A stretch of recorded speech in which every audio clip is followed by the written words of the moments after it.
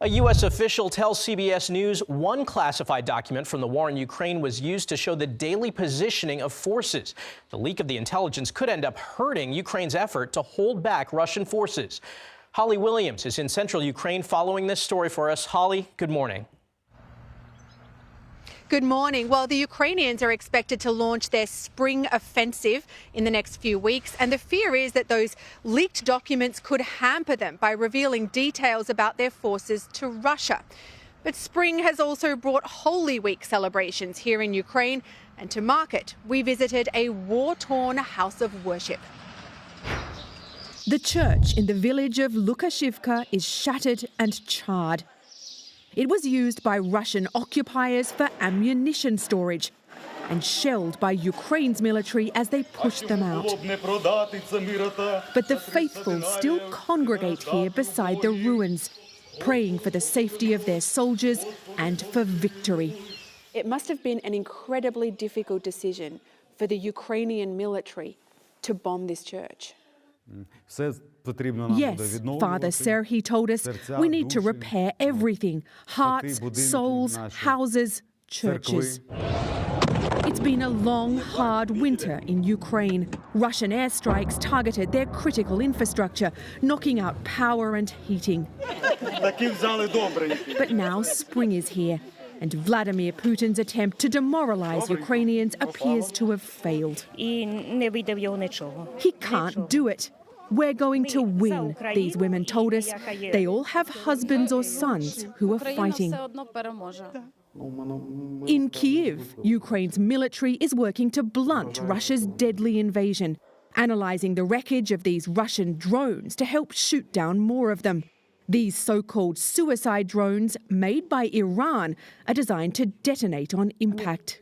These are the drones that are being used to kill Ukrainians. How do you feel looking at them? They cause a lot of damage, said this officer, who's hiding his identity for security reasons. But we do all we can to defend our homes and our people. Easter time is when Christians celebrate the resurrection of Jesus. Does that have special meaning for Ukrainians now that you're in this war? Jesus was resurrected, Father Serhiy told us, and Ukraine will be too. Most people here are Orthodox Christians, so they won't celebrate Easter until next Sunday. Ukraine's President Volodymyr Zelensky has condemned Russia for carrying out an attack on Palm Sunday, killing a man and his 11-year-old daughter. Michael. Holly, what can we expect to see from Ukraine's spring offensive? Well, look, the short answer to that is we don't know. Most militaries don't like to broadcast their plans in advance.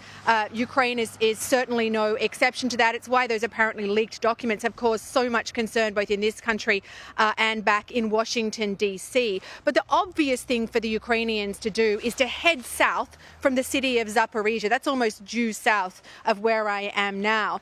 And we would think that what they want to achieve is to separate Russian forces in Crimea. That's a part of Ukraine that Russia illegally annexed, illegally seized control of back in 2014. Separate Crimea from areas in eastern Ukraine that Russia has also seized control of. One of Russia's key objectives in this invasion was to build a land bridge between those two areas. That said, the Ukrainians have form for surprising us. Think back to last year when everyone expected them to head south and take Kherson, and instead they headed east around the city of Kharkiv and recaptured swaths of territory there.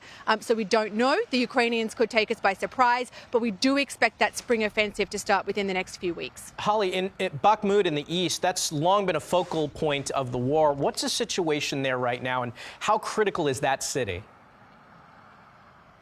Well, the interesting thing is that most people don't think that it is critically important or very strategically important.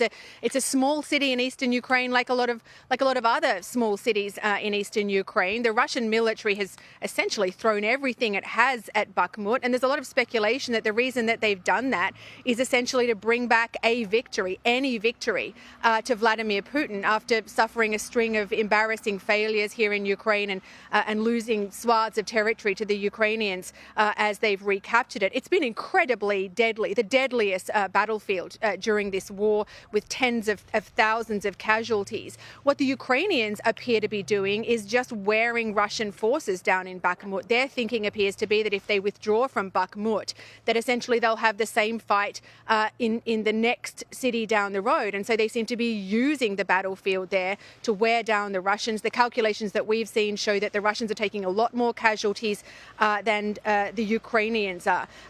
Ukraine's military said on Sunday that Russia is essentially pursuing a scorched earth policy in Bakhmut, reducing most of the city to rubble. Holly Williams, thanks to you and your crew for your reporting.